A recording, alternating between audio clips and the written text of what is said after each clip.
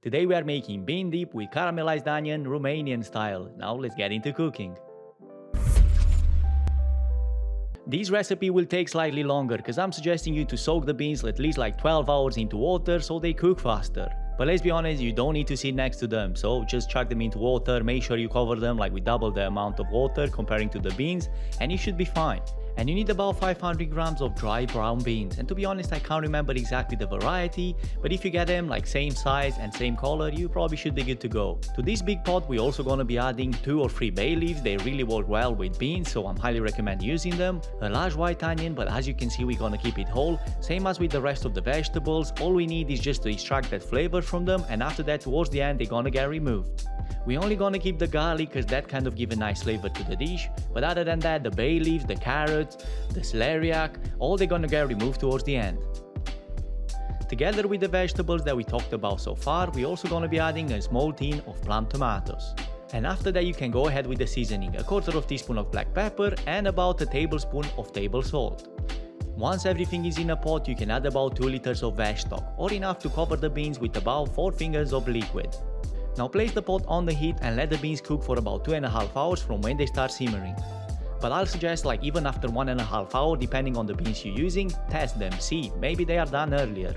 These should be cooked all the way through since we are using them for the dip, and when you get to that stage remove all the vegetables that we talked about earlier. In a separate pan add about 50 grams of butter and about 50 grams of flour. This is some sort of bechamel sauce, but it's not exactly the original recipe since we are cooking the flour slightly longer, and as liquid we are not using milk, we are using the liquid from when we cook the beans. So when the flour starts catching a bit of color, this shouldn't take longer than 4 to 5 minutes, you can gradually add that liquid from the beans. And you need about 500 milliliters of that liquid or until you get to a thick coating consistency. It can be a little tricky, so make sure you add the liquid gradually, and the cooking time probably should be about 10 minutes.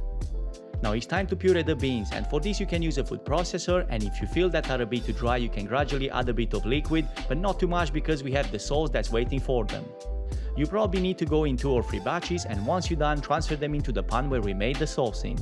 Whilst you're blending, if you can multitask, or even prior to this, we can make some caramelized onion that works so well with this bean dip. And all you need is about 4 to 5 tablespoons of veg oil and half onion, sliced, nothing complicated. Now I know I said caramelized, but it's not entirely caramelized because once you get to that point that it starts caramelizing, you can add the smoked paprika and take it off the heat. And if you wanna add a touch of salt or pepper, that wouldn't do any harm. And the same with the bean dip, you probably need to adjust the seasoning, half teaspoon of salt and a good quarter of black pepper, depending on how you like it and how it tastes to you, but that's probably fine.